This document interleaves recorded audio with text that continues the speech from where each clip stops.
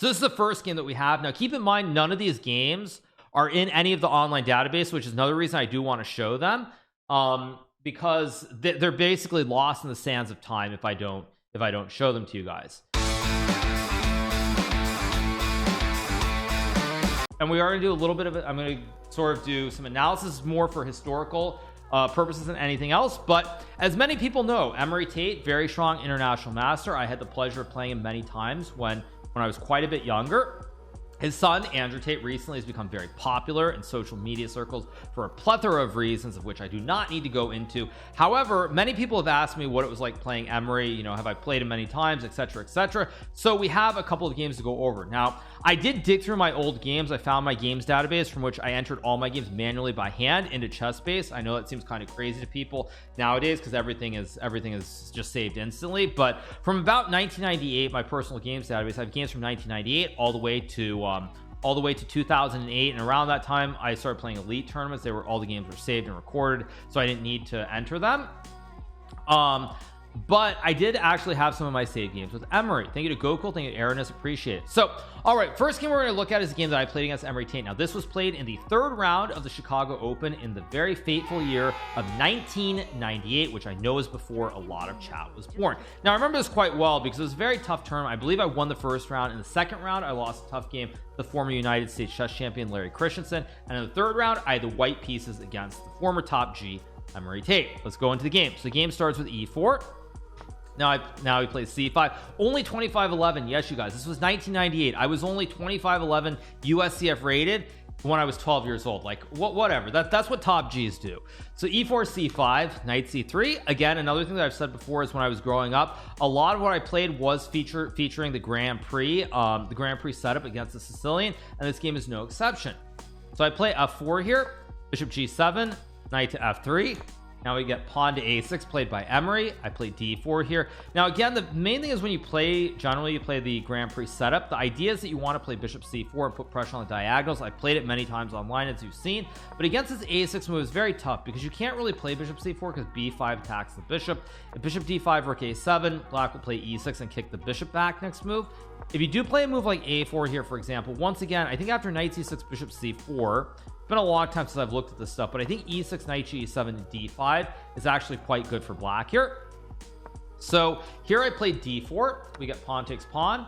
Now I play knight takes pawn here in this position, and we get b5. So now we've actually transposed back into an open Sicilian here. You can get this from another order. So for example, you could also get this out of an order like this, for this, like e6, knight c3.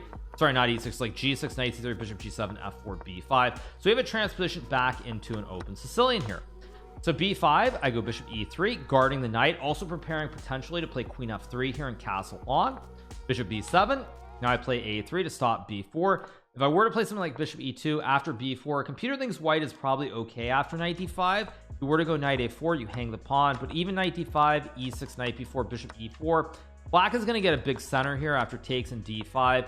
And again, there's knight e7, castle, so forth, and position apparently computer thinks white is better, but I wasn't sure at the time because there's a big black center and you're not really sure if the queenside majority is worth anything for white. So I play a3 to stop b4. We get knight to f6 played by Emory. I go bishop d3. Apparently e5 is better, don't ask me why, but I play bishop d3, d6 here, castles, goes knight bd7, and now we also have a setup that's very much like the Dragdorf, where black has played a double fianchetto, and he also has the knights on d7 and f6. So now I go knight b3. Very logical move because black is threatening to play knight c5. Like say I play just a random move like king h1, knight c5. Pawn on e4 is under a lot of attack here. So I go knight b3 to stop knight c5. Emory plays rook c8. I play h3. Not really sure why I did it, but I did it. He castles. Now I play king h2. And now Emory, true to form, plays rook takes c3. Very thematic sacrifice, and it's actually a good sacrifice here because after I take on c3, he gets knight e4. Diagonals open for the dark square bishop on g7. I have the double pawns on c3 and c2, and black has a very compact center here. All the pawns are sort of guarding each other in the classic Draco constellation formation.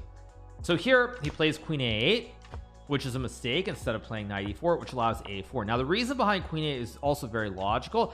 Idea is to play rook c8, knight e4, you create the x on the board. A lot of pressure here, it feels like, but unfortunately after queen a8, white has a very nice move, which is pawn to a4. And the reason this is such a good move is because now black has trouble. If you try to take on e4 here, for example, I can simply trade and go pawn takes pawn, and after bishop takes, it's actually is losing, so I can play rook takes a6, queen e4, and now let's move rook e1. Still very, very complex, but at the end of the day, this is good for white. So he takes on a4, I take. Now the problem here is that even though the pawns are weak, now they're going to be open files on the B and C files. Additionally, a6 is a weakness here, and so because of that, it's very, very hard for black to really prove an advantage. Emory plays knight takes pawn. I take, he takes, now I go queen e2. I guard both the pawns on g2 and c2 from being captured. I also target the pawn on a6 as well. So Emory plays knight b8 here. Now I go bishop to d4, trying to trade off the dark square bishops. Additionally, if black moves the light square bishop, this e7 pawn maybe comes under attack.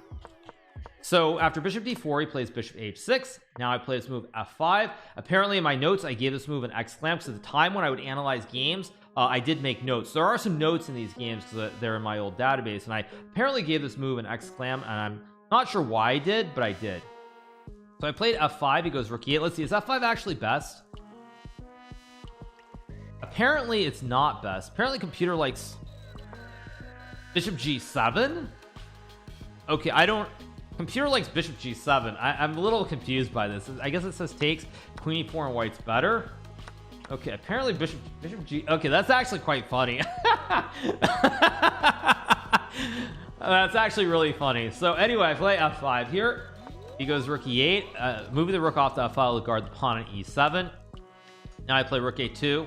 You get bishop to f8 being played, and now I play queen g4. And as you'll notice here, now white is doing very well because the double pawns are secure. Additionally, black has all these pieces on the back rank, which you can't develop. I mean, I've got the queen on g4, the rook on f1, diagonal, a lot of pressure here, so white is better. Emory plays queen c6. I go rook f4 here. He plays bishop d5. Now I go rook a1. Very clean idea, just to stack the two towers on the f-file here.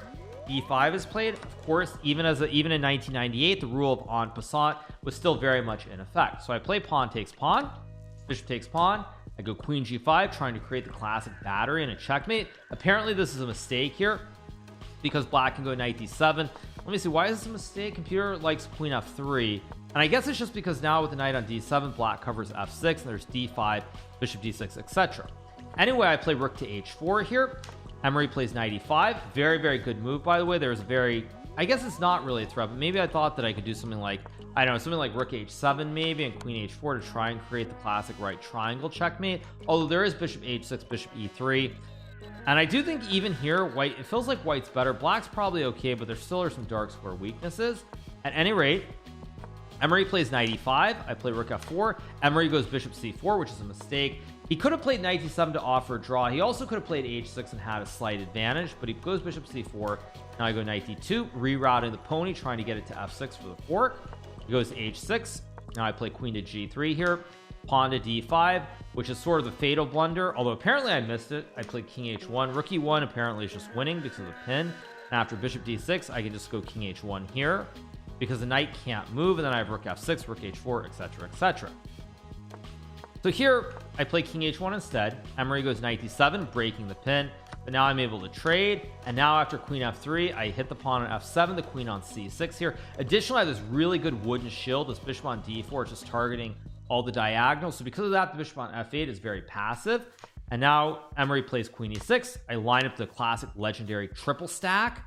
We get f5, and after g4, I have bishop d6. And I don't know if Emory ran out of time or I didn't actually the last couple moves of the game, because this is where I have the score is 1-0. But either way, I did go on to win this game. I think Emory probably ran out of time, or there was a mad scramble where I took on f5, and there were a couple like 3-4 moves, which led to the end of the game. But at any rate, I did win this first game. So this was the first game that I played against Emory. For everybody who's wondering, this was in the Chicago Open. This was in 1998. Now, to be fair, if my memory serves me correct, I do not believe this was a classical game, because I think I was playing in the quick schedule, which means it was less days, of course, because I didn't have $50 million back then. So I was playing the schedule where I think it was like 3 days. So this might have been like game 30. So there's some schedules where you play it over 5 days. Every game is classical, and you play like 1 or 2 rounds a day. But I think I was playing the three. I think this was the This was like in the 3-day schedule where you play like 4 games of game 30 the first day, and then you play classical games from there on out. Was I a GM at this time? No, I was not a GM at this time. This game was played at the Chicago Open. I think I have the date too, if I'm not mistaken. One second, let me see. Do I have the date? This was 1998. No, I don't have the exact date, but this was a Chicago Open. This would have been probably May or June of 1998. So this is the first game that we have. Now keep in mind, none of these games are in any of the online database, which is another reason I do want to show them, because they're basically lost in the sands of time if I don't show them to you guys. So all right, so this was the first game we want to look at. Now let's move on to the second game. This is the second game. I also had white against Emory Tate. It was played at the World Open at the Adams Mark Hotel in 1999 on July 1st. So this game, I have the white piece again against Emory. I play e4, and here he plays e6. Now I play d4, d5, knight c3. Emory plays bishop b4. I play e5, and here he plays b6, which is an unusual. Oh, it was May 22nd to 25th, 1998. Okay, fair enough. So that's how long ago it was. Okay, wow. All right, you guys. So you're saying that my hair is bad. So give me 1 second. Okay. So Emory plays b6 here, which again was a different move than I was expecting. c5 is also a possible move here. I think c5 is what I was expecting, and of course I was going to play bishop d2. This was a classic setup that I played in the advanced French up until I was about 2300. This is the second game you lost about 200 rating. No, this is because this is my this was my FIDE rating. I guess my FIDE rating hadn't caught up to my USCF rating yet. That's got to be what it was, because I think for the other one I used USCF. For this one probably I used FIDE rating, whatever. I don't remember. I don't remember the exact specifics, but yeah, the 2511 was probably a USCF rating, and the 2360 would have been a FIDE rating. So you get b6 played here. Now I play a3, bishop takes c3, I take, and now we get knight to e7, play knight f3, bishop a6. Classic idea to try and trade off the light square b's, because if I get the bishop on the diagonal, it's very strong. So we trade, and now I castle. c5 is played, and I go a4. I use 2511 USCF at 2360 feet at 11 years old. Of course I was, you guys. I'm a top G. What do you expect? So I play a4. We got queen d7. So now I play queen to e2 here, and now Emory plays c4. Now I do, like I said, I have some notes to these games, because at the time I would analyze these games quite in depth with the computer engines and make my notes. Back then it was a much different game than it is today. Obviously a lot less information available. So here's what I said. I said c4, and I put a question mark. I said Emory does not usually play the French. He normally plays the Sicilian, but I beat him in the Chicago Open in 1998, so he decided to change openings. So after c4, this is a mistake, because normally when you play the French, one thing you don't want to allow happening is you don't want the bishop to get this great diagonal. So normally in this position you keep the pawn here, because white has to normally develop towards the g5 diagonal as long as you don't close it. But once you close the queen side like this and the bishop gets on a3, this bishop becomes really annoying. I did write that down, of course. I did write it down, because at the time when you would play games, I would manually enter these into ChessBase, turn on the engines, the best engines at the time. I would annotate and go through the games, because in those days you did not have like online database in the way you do now. So like I would make these notes, because then I would expect to play someone in the same opening later on. So I would do a lot of notes and put these into every single game. It was a much different time, of course. Keep that in mind. So I play bishop a3. Emory plays knight c7. Now I go knight g5, and I put b5, a horrible move. If he wants to survive, he has to castle queenside, and now if he does, white will completely crash through. So those are the notes that I put into this game in 1999. And I think b5, it feels kind of wrong. Now the funny thing is, computer, actually this is really funny. You know what the computer says here? It says that, at least the weak chess.com engine, which is much better than the engines in 1999 for sure. It says black should castle kingside here, which is really good. So that actually is really funny to see my notes, and then the computer says black should castle kingside. So he goes b5. So now I play queen h5, going in for the vicious attack. Pawns on f7 and h7 are a little bit weak.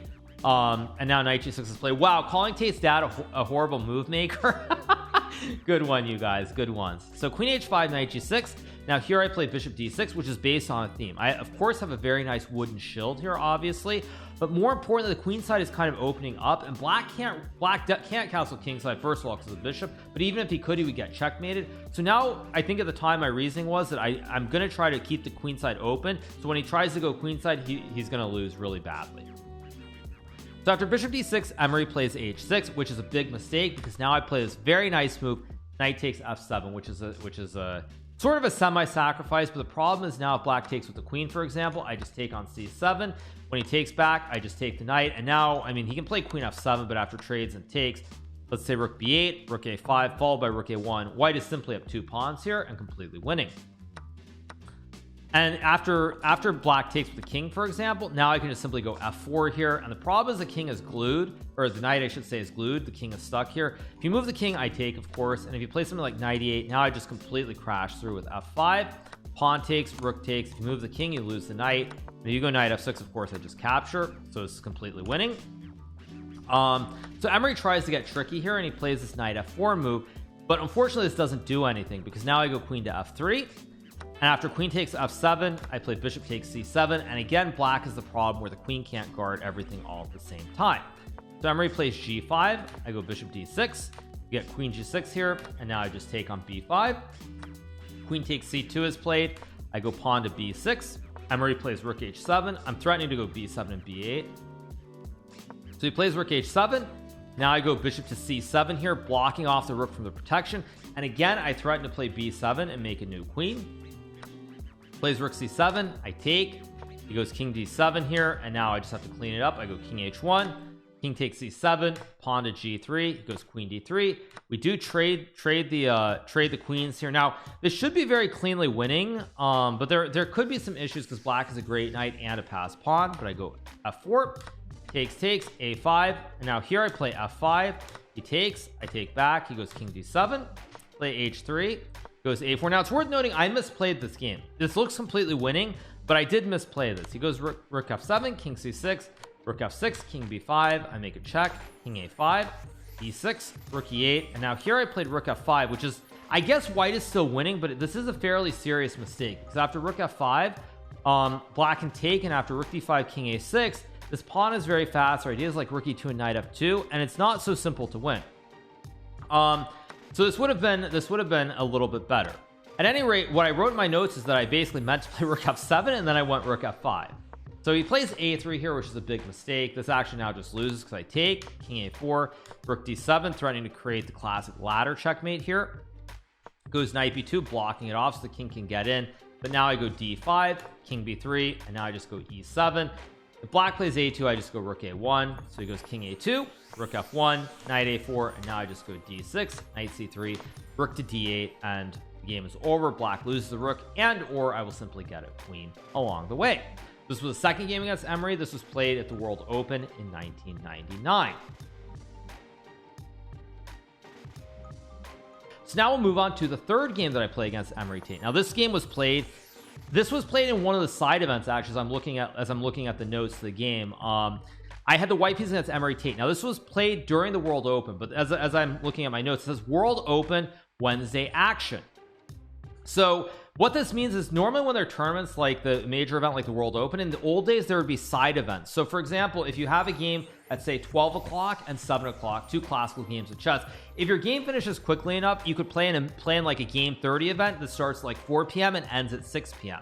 Now nowadays it's very rare, you almost never see that, but in the old days there generally were side events that you could play in when if you weren't playing your game, if your game ended quick enough. Sometimes you could even play two events at the same time, for example. So you could play a game at 7 o'clock, but there could also be like a game 30 event at the same time, and you could play in two tournaments at the same time. So yeah, my note says World Open Wednesday action. That might be wrong, that might be right, might be wrong, but it is what it is. Does Emory still play, or is he retired? Emory unfortunately passed away a couple of years ago. So anyway, the game starts with e4. Emory plays c5. I play knight c3, going right back to my classic Le Grand Prix attack, which I played for most of my career up until I was a GM. Thank you so much to the Future Leagues for the 20 gifted subs. Appreciate it. So f4, bishop g7, knight f3. Emory plays knight h6 here, a little bit of a different setup. Now I go bishop to c4, plays a6, and I go a4. Again, quite similar, a little bit different. The main difference being instead of e6, a6, he's played a6 with knight h6 here. We get pawn to f5. I play d3, plays e6, trying to break this long pin on the diagonal. Now I can castle the king. So now I castle. He castles. I play queen to e1, plays knight c6, and now I play the move king to h1. Now someone in chat asked an important question. They said the The question was, would I still play the Grand Prix against your opponents now, or would they stomp you? The problem is nowadays with the advent of sort of preparation and generally how strong engines are, the Grand Prix is a very tough opening play. As you look at this position, this is only move number 10, and computer already says black is better. Naturally, of course, it says the evaluation is minus 0.69, of course, obviously. But the thing is that generally there are a lot of setups that are fine for black, and black in many cases is better nowadays. Whereas in the old days, the players didn't have the same base. They wouldn't be able to get out to like move 10 or move 15 as easily, and so therefore it was just an opening with very general themes that you could play game after game after game, and you just play the game of chess. And I still believe that to be true, that in most cases, if you find general openings that are just stable, where you have very similar themes for development, you can still play them for most of your career until you get to a very high level. So King H1, knight d4 is played by Emory. Now we trade. I go knight e2. Emory plays d5. Now this is a little bit of this is actually probably just wrong from a human standpoint. What Emory should have done is, if you look at this position, the bishop is kind of behind all these pawns. Now when he plays d5 and we trade here, bishop gets out, but it's still sort of walled in. Like there's no good diagonals for the bishop at all here. So because there are no good bishop or no good diagonals here, what Emory should have done is he should have traded on e4 and now played d5, because if I do trade here, black still has a double pawns, but after bishop d3, bishop f5, bishop has great scope. You can play on the open file, and it's a much different position. So instead, Emory played d5. We trade. I go bishop b3, and you will notice black still kind of has the open e file, but this bishop, as I said, it's walled in behind the pawns. So now I play queen f2 here. Emory goes knight g4. I go queen f3 to target the pawn on d5 with both the queen and the bishop. We get bishop to e6. I play h3, attacking the knight.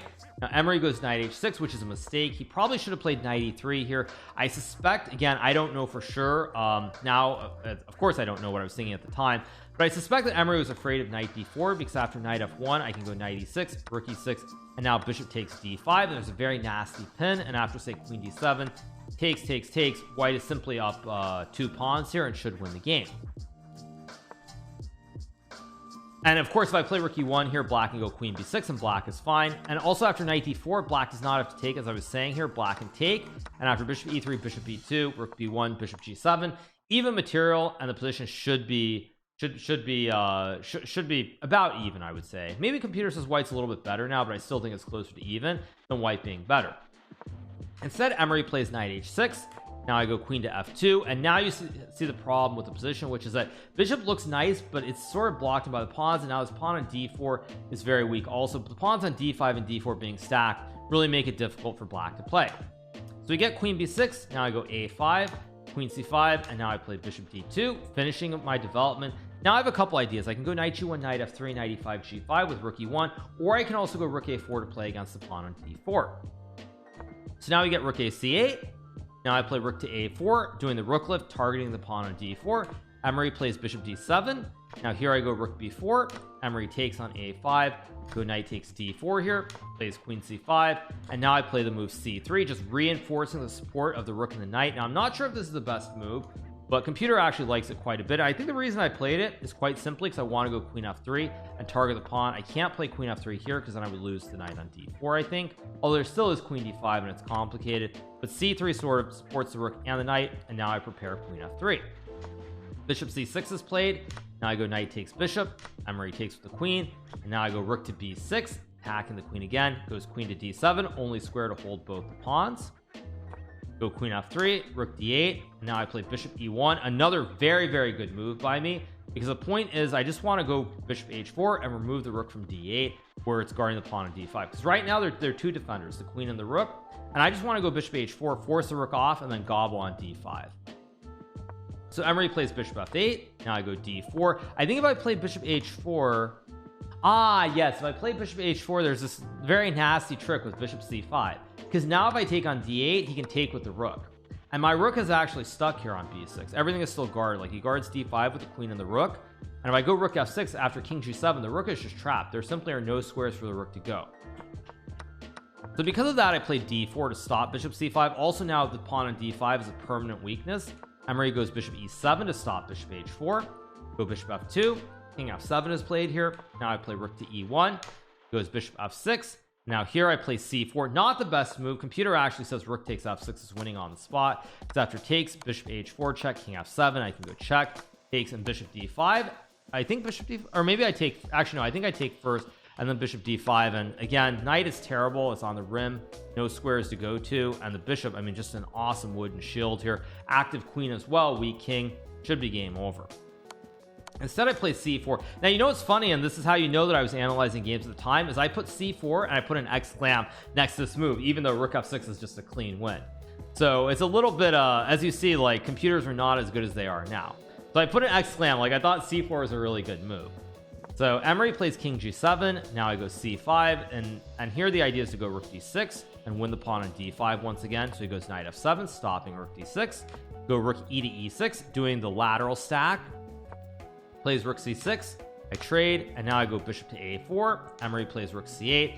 Now here I take on a6. Maybe not the best move, but it should be good enough. Bishop d8 is played. I go queen to a3. Goes g5. Go bishop to c2, targeting the pawn at f5. Also opening up ideas like rook a7 here as well, because now the queen guards the rook on a6. Queen e6 is played here. Now I go queen to e3, offering a trade. Maybe not the best move, but if queens come off the board here, for example, I'm up a pawn. He's got weaknesses everywhere, and I have the double op combo. So he plays queen h6. I go bishop takes f5. He takes on f4. Now I play queen to e8. Emory goes rook to b8, and now I go rook a7, and black has real problems. We get queen f6, rook takes f7, queen takes f7. Now I go queen e5, hitting both the king and the rook. Goes queen f6. I take on b8. He takes, and now I just take the bishop on d8. I simply have an extra bishop on the board here, and the game goes on for a few more moves. Emory plays f3, queen c7, king g8, queen g3 check, king h8, queen e5 check. Very simple move. We trade. Takes on g2, king g8, b4, king f7, king f3, king e6, king f4, h5, bishop e3, and here Emory resigned. Now you might be wondering, like, why did he play on? Now another huge difference that I cannot stress enough about chess nowadays versus the old days is that a lot of these games, like this was a game 30, both players with 30 minutes for the entire game. There was no increment, so there's no increment, no delay. You played 30 minutes whole game, you did not get any time. So because of that, I suspect we were relatively low on time, maybe not crazy low, but we were low on time, which is why Emory played this out for about 10 extra moves. So this is the third game that I played against Emory. I also beat Emory in this game, so this makes it 3-0.